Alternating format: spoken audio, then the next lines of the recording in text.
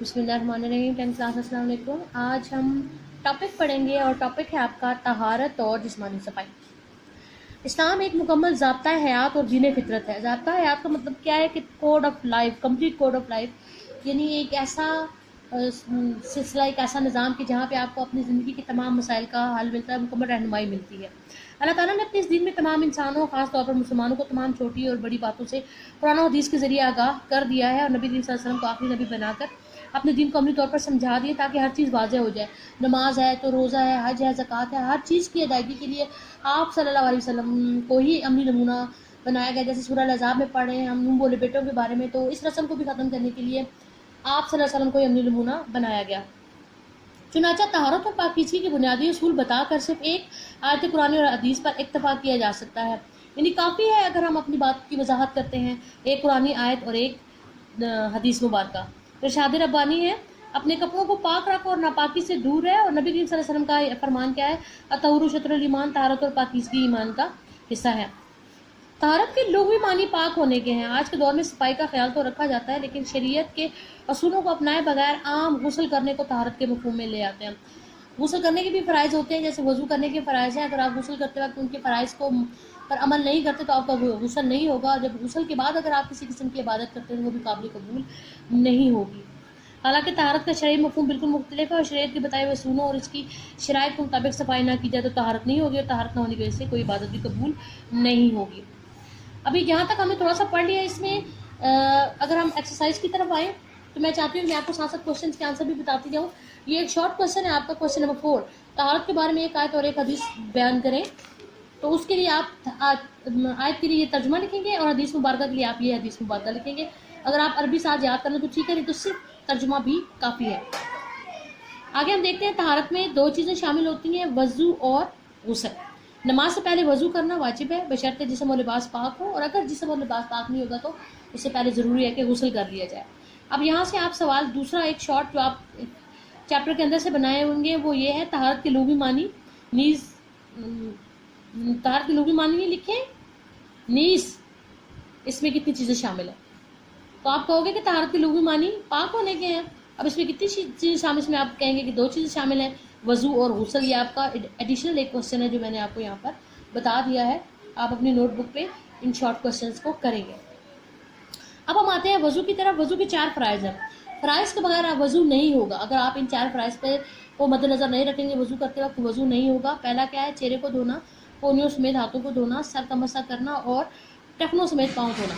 इसके अलावा बाकी जो स्टेप्स किए जाते हैं, सर गर्दन का मसा किया जाता है, चेहरे के अज़ा को 3 दफ़ा धोया जाता है, कुली वगैरह की जाती है, ये चीज़ें सुन्नत। और यहाँ पे मैं मसाइले वज़ू को थोड़ा सा एक्सप्लेन कर दूँ कि वज़ू में बातें ज़रूरी होती हैं और उनके छूट जाने से वज़ू नहीं होता, इन्हें हम फ़र्ज़ कहते हैं। जैसे ये 4 आपके सामने है। बाज़ बातें ऐसी हैं कि जिनकी छूट जाने से वज़ू तो हो जाता है मगर वो नाक़िस होता है, उसे हम सुन्नत कहते हैं। अब सुन्नत क्या है, जैसे नियत करना, बिस्मिल्लाह पढ़ना, इसके अलावा दोनों हाथों को 3 बार धोना कलाई समेत, इसके अलावा हर अज़ू को 3 बार धोना, तरतीब से वज़ू करना, अगर कोई मर्द हज़रात हैं दाढ़ी का उनका हलाल करना, दोनों कानों का मसा करना वगैरह वगैरह। इसके अलावा और बाज़ बातें ऐसी हैं कि जिनके करने से सवाब ज़्यादा होता है लेकिन अगर छूट जाए तो नुकसान नहीं होता है, इन्हें हम मुस्तहब कहते हैं। अब मुस्तहब क्या है कि ऊंची जगह पे वज़ू किया जाए, इसके अलावा दाएं तरफ से शुरू किया जाए, और इसके अलावा किबले की तरफ मुँह करके शुरू किया जाए वज़ू, और वज़ू के काम को खुद करना चाहिए, ये इसके मुस्तहब हैं। अब हम आते हैं वज़ू की 4 फ़राइज़ की तरफ, जो है मैंने अभी आपको बताया, चेहरा धोना, कोहनियों समेत हाथों को धोना, सर का मसा और टखनों समेत पाँव धोना। अभी आपके एक्सरसाइज में सवाल भी लिखा हुआ है, वज़ू के फ़राइज़ लिखें, तो ये आपका सेकंड शॉर्ट क्वेश्चन होगा। वज़ू के फ़राइज़ लिखें, जो आपने अपनी नोटबुक पे करना है। ये आपका सेकंड एडिशनल क्वेश्चन है, वज़ू के फ़राइज़ लिखें। पहला एडिशनल क्वेश्चन था आपका, तहारत की लुग़वी मानी क्या है, नीज़ बताएं इसमें कितनी चीज़ें शामिल हैं। और दूसरा एडिशनल क्वेश्चन वज़ू के फ़राइज़ लिखिए, एक से बोर्ड के पेपर में आता है और इसको आपने अपनी नोटबुक पे उतारना है। और एक जो आपको मैंने बताया वो आपके क्वेश्चन नंबर 4 का आंसर था। अब आ जाता है आपका वज़ू का तरीका। ज़ाहिर है आप में से अल्हम्दुलिल्लाह आप सब मुसलमान हैं, नमाज भी पढ़ते होंगे, वज़ू का तरीका भी आप लोगों को अच्छी तरह से पता होगा कि क्या है। अच्छी तरह हाथों को धोना, 3 बार कुली करना, 3 बार नाक में अच्छी तरह से पानी डालना, चेहरे को पेशानी के बालों से थोड़ी के नीचे तक और एक कान की लो से दूसरी कान की लो तक अच्छी तरह धोना, कोहनियों समेत बाजू को धोना, सर का मसा करना, टखनों समेत दोनों पाँव को धोना, वज़ू करते हुए ये ख्याल करना कि पहले जिस्म का दायां हिस्सा और फिर बायां हिस्सा धोया जाए और जिस्म के अज़ा को 3 बार धोना।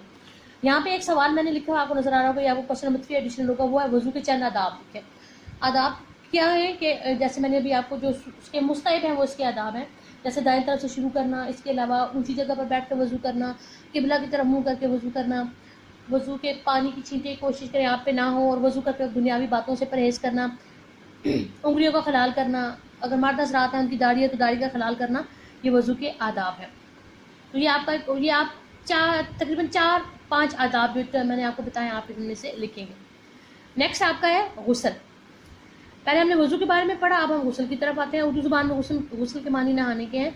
अगर जिस्म पाक ना हो तो वज़ू से पहले गुस्ल करना वाजिब है। अलावा इंसान को साफ़ सुथरा रखने के लिए भी नहाने की तरगीब दी गई है। ज़ाहिर है जब आप नहाते हैं तो आप जिस्मानी और रूहानी दोनों तरह से पाक साफ़ हो जाते हैं। सूरह अनफाल में भी आपने पढ़ा था कि जब मुसलमानों पर कुफार का गलबा हुआ तो अल्लाह ताला ने बारिश अता फरमाई थी जिसमें नहा धोकर वो शैतानी वसवसों से और निजासतों से दूर हो गए थे। चुनांचे नबी करीम सल्लल्लाहु अलैहि वसल्लम ने भी जुम्मे के दिन गुस्ल करने को और मुसलमान के लिए मसनून करार दिया है। ये कुछ चीज़ें आपकी यहाँ पे एमसीक्यूज़ में भी आती हैं कि नबी करीम सल्लल्लाहु अलैहि वसल्लम ने जुम्मे के दिन गुस्ल करने को क्या करार दिया है। इसी तरह ईदैन जैसे ईद उल फितर है और ईद उल अज़हा है, हज और उम्रे के लिए भी एहराम बांधने से पहले नहाने को आप डैश में शामिल है। वो क्या है, मतलब सुन्नत है, मुस्तहब है, मसनून तरीका है, वाजिब है, फ़र्ज़ है। एमसीक्यूज़ में ये चीज़ें जो है वो आपके आती हैं, तो इसलिए इन पॉइंट्स को आपने जहन में रखना है। अब हम आते हैं देखते हैं कि गुस्ल का तरीका क्या है। तो नहाने से पहले ये ज़रूरी है कि जिस्म का जो हिस्सा गंदा है उसे धो लिया जाए और इसके बाद अगर हो सके तो वज़ू कर लेना ज़्यादा बेहतर है। वरना इसके भी 3 फ़राइज़ हैं जो आप पढ़ने जा रहे हैं। एक तो ये कि 3 बार कुली करें कि पानी हल्क तक पहुँचे, फिर नाक में 3 बार पानी डालें जैसे आप वज़ू के लिए डालते हैं, जहाँ तक हो सकता आगे ले जा सकते हैं ले जाएँ, और आखिर में आपने पूरे जिस्म पर 3 बार पानी इस तरह बहाना है कि सारा जिस्म भीग जाए बारों साथ। तो ये अब आप ही देखिएगा कि क्या आप 10th क्लास वज़ू करते हुए वज़ू के इन फ़राइज़ का ख्याल रखते हैं। अगर नहीं रखते तो बच्चे आपका वज़ू नहीं होगा, ठीक है। इन 3 फ़राइज़ का आपने ख्याल रखना है। यहीं पे ये हमारा एडिशनल क्वेश्चन नंबर 4 हो जाएगा। ओह सर ना 10th क्लास वो जी, तो 10th क्लास ये जो 3 मैंने फ़राइज़ बताए थे ये गुस्ल के हैं। सॉरी मैं कह गई आपको रवानी में, ये वज़ू के हैं, ये गुस्ल के फ़राइज़ हैं। ये आपका एडिशनल क्वेश्चन नंबर 4 है कि गुस्ल के कितने फ़राइज़ हैं और आप इनको 3 पॉइंट्स में लिखना है। बहरहाल मर्द और औरत के लिए ज़रूरी है कि वो इस तरह नहाए कि जिस्म का कोई हिस्सा कोई बाल खुश्क ना रहे और पानी इतदाल के साथ इस्तेमाल किया जाए। इतदाल का मतलब होता है कि इतदाल हम कहते हैं दरमियानी रास्ता, ना इतना कम हो कि आपका गुस्ल पूरा ना हो, ना इतना ज़्यादा हो कि आप पानी को जो है बिला वजह ज़ाया करें। खामखा पानी ज़ाया ना किया जाए, गुस्ल खाने में नहाया जाए, और अगर गुस्ल खाना मुयसर ना हो तो कपड़ा पहनकर मर्द के लिए नहाने की इजाज़त है। अलबत्ता औरत के लिए ज़रूरी है वो पर्दे में नहाए और गुस्ल करते हुए गुनगुनाने बातें करने से मना किया गया है। अब यहाँ पे हम लास्ट पैराग्राफ में गुस्ल के जो है या तहारत के जो चंद फ़वाइद हैं वो हम पढ़ेंगे कि शरीयत ने जो तरीके मुकर्रर किए इनका मकसद इंसान को नुकसान या तकलीफ पहुँचाना नहीं, बल्कि ये तो फ़ायदे की बातें हैं। हर नमाज से पहले वज़ू करने से ज़हनी जिस्मानी सुकून मिलता है। जैसे आजकल हालात भी आप देख रहे हैं कोरोना की वजह से, या जैसे हम कोविड-19 है जिसकी वजह से बार बार हाथ धोने की तलकीन की जा रही है। तो एक मुसलमान तो वैसे ही दिन में 5 बार वज़ू करता है, तो वो तो वैसे ही हमें यकीन है कि जब हम अपने आप को पाक साफ़ सुथरा रखेंगे जिन वबाई अमराज से इंशाल्लाह दूर रहेंगे। तो अल्लाह ताला ने और उसके नबी ने तो हमें कितने साल पहले ही इन तमाम चीज़ों से बचने के तरीके बता दिए हैं, से हम लोग गफलत में है कि इन बातों पर गौर नहीं करते। बहरहाल जी, इंसान साफ़ सुथरा रहता है और उसकी थकावट दूर हो जाती है। किससे? गुस्ल से, तहारत से, पाकीज़गी की तैयार करने से, नहाने से पूरा जिस्म साफ़ हो जाता है और इस तरह सफाई के बायस बीमारियों से भी आप महफूज रह सकते हैं। जैसे आजकल की बीमारियों का दौर है। वज़ू करने नहाने से ज़ाहिरी सफाई भी हासिल होती है और रूहानी भी, कि आपके दिल में अगर कोई इंसान परेशान हो तो वो नहाए तो उससे भी बहुत हद तक आपकी परेशानी जो है वो रिलीज़ हो जाती है।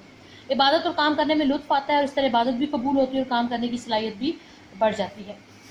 तो चैप्टर हमारा कंप्लीट हुआ। इसमें मैंने आपको तकरीबन 4 एडिशनल क्वेश्चन बताए हैं 10th क्लास, और 5वां जो है वो आपका ये है शॉर्ट तहारत के बारे में एक आयत और एक हदीस मुबारक बयान करें।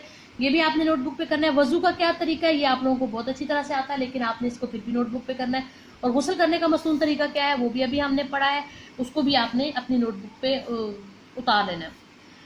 पीछे आपके पास रह जाते हैं 2 सवाल। कुरान और हदीस की रोशनी में तहारत पर एक मुख्तसर नोट लिखे और तहारत के क्या फ़वाइद हैं वो इंशाल्लाह जब मेरा अगला लेक्चर होगा तो उसमें मैं आपको बता दूँगी।